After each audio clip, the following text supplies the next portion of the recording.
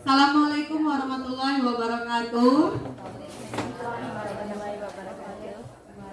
Selamat pagi Ibu-ibu, Bapak-bapak, apa kabar? Alhamdulillah, luar biasa, mantap. Oke, mantap, memang mantap. Baik, terima kasih atas kesempatannya pagi ini. Saya akan sedikit berbagi. Di sini saya sedang mengerjakan aksi nyata yang dituntut kami sebagai CGP untuk membagikan apa yang sudah kami pelajari, kemudian dibagikan ke rekan-rekan sesama guru sejawat. Baik, langsung saja di sini saya perkenalkan, saya CGP Angkatan 7. Di situ ada pengajar praktik saya Bapak Ahmad Wahyudin, kemudian ada fasilitator Bapak Ahmad Amirin. Nah, langsung saja kita ke materinya, yaitu pendidikan itu merupakan kegiatan menuntun segala kodrat yang ada pada anak-anak agar mereka dapat mencapai keselamatan dan kebahagiaan setinggi-tingginya, baik sebagai manusia maupun sebagai anggota masyarakat. Nah, dari kalimat atau gagasan yang disampaikan Ki Hajar Dewantara ini, kita bisa melihat sungguh luar biasa tujuan pendidikan ya Bu, Bapak Ibu, mencapai keselamatan dan kebahagiaan setinggi-tingginya. Ya, jadi itu inti dari pendidikan. Kemudian itu baik sebagai anggota manusia itu sendiri maupun sebagai anggota masyarakat. Jadi nantinya anak-anak yang sudah menempuh pendidikan pasti kembalinya kepada masyarakat. Selanjutnya, nah ini ada filosofi pendidikan menurut Ki Hajar Dewantara yang sudah kita tahu semua. Ingarso sing tulodo, artinya yang di depan itu pemimpin itu sebagai teladan. Kemudian Ikmadio Mangunkarso, yang di tengah itu memberi semangat. Tudwuri Handayani yang di belakang itu sebagai pendorong. Kita mendorong anak-anak kita untuk mencapai cita-cita mereka.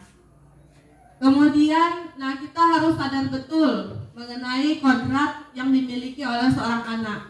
Seorang anak itu secara kodratnya itu mereka adalah manusia yang merdeka, baik secara lahir maupun secara batin. Kemudian anak-anak juga, siswa-siswa kita ini kodratnya itu bermain, jadi mereka lebih menyenangi belajar itu yang diselingi dengan permainan. Sebaiknya itu berpihak pada anak. Di sini pengertiannya adalah bebas dari segala ikatan dengan suci hati mendekati sang anak. Bukan untuk meminta sesuatu hak, melainkan untuk berhamba pada sang anak. Nah, di situ ada kata berhamba pada sang anak. Maksud dari Ki Hajar Dewantara itu bukan kita mendewa-dewakan anak, bukan, tetapi kita mengajar itu memikirkan kepentingan anak, memikirkan apa kemauan anak, yaitu berpihak pada murid atau berpihak pada siswa. Itu maksud dari kata berhamba itu. Berikutnya, tujuan pendidikan. Nah, yang saat ini tujuan pendidikan yang apalagi dengan kurikulum merdeka ini, maka tujuan pendidikan nasional kita yaitu menuju ke sini, menuju ke profil pelajar Pancasila, di mana ada 6 dimensi yang ada di profil pelajar Pancasila. Yang pertama, beriman bertakwa kepada Tuhan Yang Maha Esa dan berakhlak mulia. Ini jadi dasar bagi setiap siswa ya. Kemudian berkebinekaan global. Lalu ada bergotong royong, kreatif, bernalar kritis maupun mandiri. Nah, di sini ada beberapa contoh dari kegiatan yang sudah saya lakukan.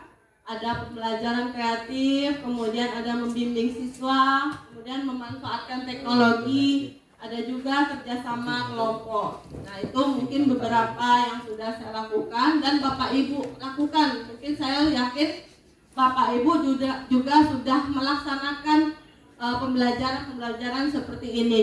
Masuk ke inti dari aksi nyata kali ini, yaitu tentang budaya positif. Bagaimana kita bisa membangun sebuah budaya yang positif di sekolah ini. Mulai mungkin dari kelas kita masing-masing. Ya, kita tahu bahwa budaya itu asal mulanya dari mana? Dari kebiasaan. Ya. Nah, bagaimana cara untuk kita menuju ke sana? Yang pertama, kita ubah dulu mindset kita, pemikiran kita rubah dulu. Di sini ada pembelajaran dengan paradigma baru yang dirancang berdasarkan prinsip pembelajaran yang terdiferensiasi, sehingga setiap siswa belajar sesuai dengan kebutuhan dari tahap perkembangannya. untuk mewujudkan profil pelajar Pancasila. Nah, ini ada perubahan paradigma dari yang stimulus respon ke teori kontrol. Nah, kita cobakan bagaimana ini yang dimaksud dengan stimulus respon dengan teori kontrol. Jadi, saya minta coba 2 orang saja. Ibu Sihite boleh dengan Ibu Yuli. Nah, coba kita buat sebuah permainan gitu, ya. Sekarang Bu Sihite saya minta untuk menggenggam tangan kanannya. Oke, bayangkan di dalam tangan kanan ini ada emas 10 gram misalnya. Jadi di tangan kanan Bu Ite ini tolong Bu Ite pegang rapat-rapat. Nah, sekarang Bu Yuli coba berusaha untuk membukanya. Kira-kira bisa atau tidak? Coba boleh didekatkan tangannya. Ya. Sekarang Bu Yuli mencoba untuk membuka tangan Bu Ite. Apakah bisa? Coba boleh dipraktikkan. Tinju namanya. Enggak salah, Ibu. Bu Yuli boleh berusaha dengan 2 tangan atau kalau perlu pakai kaki juga boleh. Caranya Nah. itu tinju pukul Ite Pak. Nah, itu bisa dah. Nah, Bu Ite dengan sekuat tenaga untuk mengepalkan tangan, Bu Yuli berusaha untuk melepas. Nah, jadi di situ ada kegiatan yang namanya stimulus respon. Bagaimana itu? Nah, saya memberikan stimulus kepada Bu Sihite. Bu Sihite merespon dengan mengikuti apa yang saya perintahkan gitu kan. Nah, kemudian Bu Sihite berusaha untuk tetap memegangnya, mengontrol dirinya. Nah, jadi di situ ada stimulus responnya. Saya memberikan stimulus, Bu Ite mengikuti. Itu yang kita perlakukan dulu kepada anak. Kita memerintahkan anak mengikuti seperti itu. Tapi yang diharapkan sekarang, anak-anak kita itu punya kontrol terhadap dirinya sendiri. Dia itu seperti Bu Ite, dia mau membuka tangan ya karena dia mau. Dia tidak mau membuka tangan ya karena dia tidak mau. Nah, yang seperti itu yang diharapkan pola pikir kita maupun pola pikir anak-anak bisa berubah. Mereka bisa mengontrol dirinya sendiri. Ada pemaksaan pada saat bujukan itu gagal. Nah, kalau sudah dibujuk, dirayu gagal, dipaksa lagi. Itu yang kita lakukan ya sebelumnya mungkin. Tapi kalau di teori kontrol ada kolaborasi atau konsensus menciptakan pilihan baru. Jadi artinya kita itu bisa berkomunikasi nih sama anak. Maunya bagaimana, kita memfasilitasi. Itu yang diharapkan nanti kita buat di kelas. Selanjutnya ada yang namanya disiplin positif. Nah, kalau kita bilang disiplin pasti pikiran kita sudah peraturan gitu kan, harus taat aturan. Itu namanya disiplin. Tapi di sini disiplin diri itu dapat membuat seseorang menggali potensinya menuju ke sebuah tujuan, sesuatu yang dihargai dan dan bermakna. Nah, kemudian seseorang yang memiliki disiplin diri berarti mereka bisa bertanggung jawab terhadap apa yang dilakukannya. Ya, kalau dia sudah punya disiplin pasti dia akan bertanggung jawab. Nah, sebagai pendidik tujuan kita adalah menciptakan anak-anak yang memiliki disiplin diri sehingga mereka bisa berperilaku dengan mengacu pada nilai kebajikan universal dan memiliki motivasi intrinsik. Motivasinya dalam diri, bukan dari luar. Kalau dia disiplin, maka dia pasti sudah termotivasi dari dirinya sendiri. Nah, motivasi secara umum, motivasi perilaku manusia itu ada 3. Yang pertama itu untuk menghindari ketidaknyamanan atau hukuman. Jadi dia melakukan sesuatu itu ya biar tidak dihukum, itu saja. Itu berarti motivasinya paling rendah tuh ya, menghindari hukuman. Jadi dia datang tidak terlambat ke sekolah itu biar tidak dihukum. Dia datang ke kelas itu tidak terlambat ya karena biar tidak dimarahi guru, itu saja motivasinya. Nah, yang kedua, tingkatan kedua adalah untuk mendapat imbalan atau penghargaan. Nah, biar dipuji lah. Ya, ada motivasi seperti itu biar dapat penghargaan. Itu merupakan motivasinya berarti eksternal dari luar. Nah, tetapi yang ketiga, seseorang melakukan sesuatu kegiatan itu untuk menjadi orang yang mereka inginkan dan menghargai dirinya sendiri dengan apa nilai yang mereka percayai. Jadi bentuk penghargaan mereka ingin menghargai diri sendiri, itu motivasinya berarti dari dirinya sendiri, internal. Jadi saya tuh mau ke sekolah tidak terlambat ya karena memang itulah nilai yang saya percayai gitu.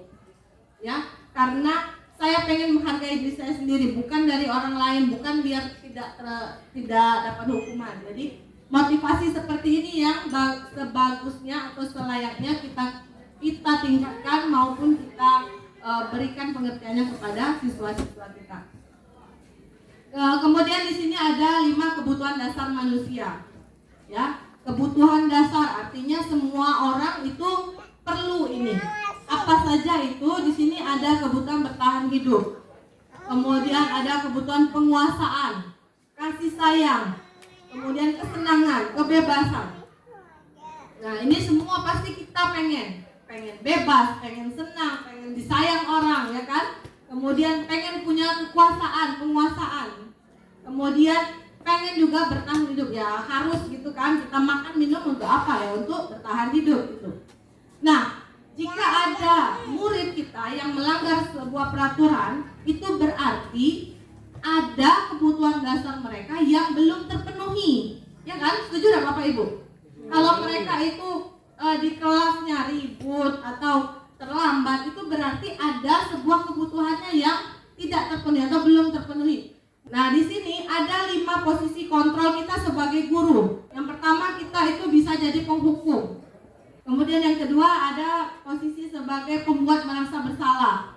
Kemudian sebagai teman, sebagai pemantau, ataupun yang kelima itu sebagai manajer. Selanjutnya, nah salah satu langkah untuk kita bisa mendisiplinkan di kelas, kita membuat anak itu bisa tersalurkan apa yang dimaunya, memenuhi kebutuhan mereka, yaitu dengan kita membuat keyakinan kelas.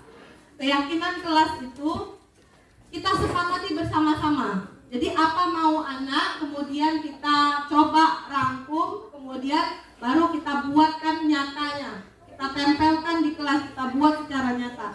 Ini bentuk salah satu langkah yang sudah saya lakukan di kelas 10 IPA 1. Nah, kemudian bagaimana untuk menerapkan disiplin yang sudah dibuat tadi, keyakinan kelas, kesepakatan kelas itu, bagaimana menerapkannya kalau ada yang melanggar?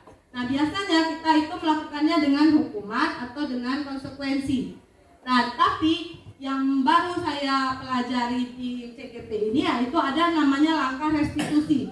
Langkah restitusi itu adalah proses menciptakan kondisi bagi murid untuk mereka bisa memperbaiki kesalahan mereka. Sehingga sudah mereka perbaiki kesalahan, mereka menyadari dan bisa memperbaiki kesalahan, mereka itu bisa kembali ke kelompok mereka dengan karakter yang lebih kuat. Nah, di sini langkah restitusi yang bisa dilakukan itu ada 3 langkah. Yang pertama adalah menstabilkan identitas. Bagaimana caranya? Mungkin kita bisa mengatakan, oh nah setiap orang tuh pasti pernah salah. Bukan kamu saja yang pernah melakukan kesalahan ini. Kemudian setelah itu baru kita validasi tindakan yang salah. Kemudian yang ketiga, menanyakan keyakinannya. Menanyakan apa keyakinan yang sudah mereka sepakati sebelumnya. Nah, mereka sudah sadar mereka salah, kemudian kita coba kuatkan mereka, kemudian mereka berusaha untuk perbaiki, maka itu merupakan langkah-langkah restitusi yang bisa kita tempuh biar mereka itu punya kesadaran dari dirinya sendiri, motivasi intrinsiknya itu keluar. Kemudian ada memang sudah aksi yang sudah saya lakukan, pemecahan masalah itu melalui segitiga langkah restitusi. Di sini ada videonya, mungkin kalau bisa diputar sedikit boleh Bu Yun. Itu mungkin apa yang saya sampaikan ada manfaatnya bagi Bapak Ibu sekalian. Mohon maaf jika ada kekurangan atau kesalahan. Saya akhiri, assalamualaikum warahmatullahi wabarakatuh.